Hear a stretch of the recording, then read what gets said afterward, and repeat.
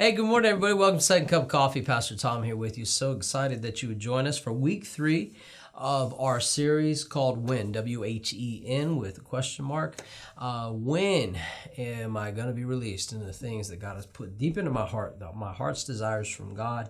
When is that release coming? I'm hearing that question a lot. I think part of it's because we came out of COVID, right? And we felt such restriction, whether we couldn't go to restaurants, or we had to wear a mask, whatever. And please don't go to the political side of that. It's just the reality of what we walk through. And so coming out of that, hopefully getting to the endemic, wanting to be completely released,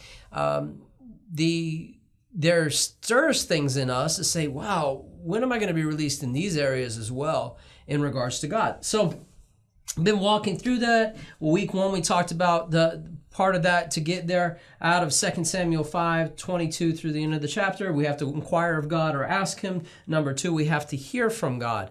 And hopefully you've taken time to hear God speak to you specifically in this last week. So when you inquire and when you hear, what's the next step? Well, looking at these scriptures, this is what David did, and this is what God said to David. Act quickly. That's what he tells him to do. Advance, then you shall advance quickly. Quickly. One of the funniest things about God is it seems like he waits and waits and waits, but then when it's time, he doesn't waste any time. And it's like things begin to move quickly.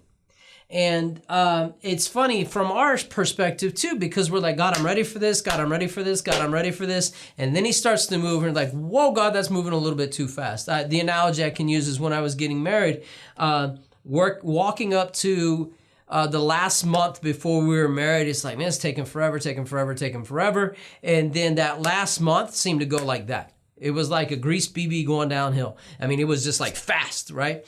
And so that can be the way it'll be for you. But I think you find grace in this when God said to David, you act quickly. When you hear the sound, when you hear the specific thing that I've given you, act quickly. Don't wrestle with it. Don't debate it. Act quickly. So this is what I want you to do. I want you to understand that you cannot move past the options that Satan has for you, step into the opportunity, and then get cold feet. You've got to move at the pace of God. You've already done it when you had to wait. So do it now when you have to move, even if it may be a different pace than you might be comfortable with.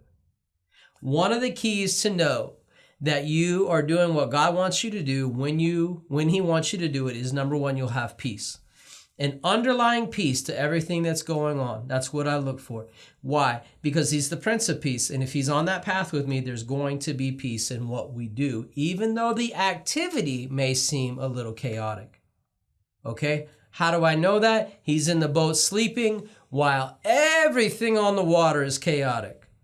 But there's peace in the boat because he's in the boat. Okay? It may go at a pace that you're not comfortable with, but sometimes that's an indicator too. And when I'm in a place of not being comfortable, that may just be the place that God is moving me in a place of faith and about to do something that is exceedingly abundantly above anything I could ask or imagine. That's his heart for you.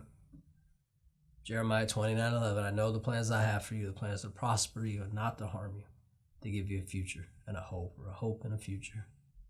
That's the Jesus we love. That's the Jesus we serve. And that's the Jesus that wants to meet you as you act quickly. God bless you.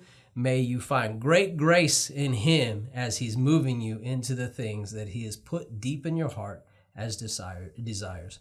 We love you, and we'll talk to you soon.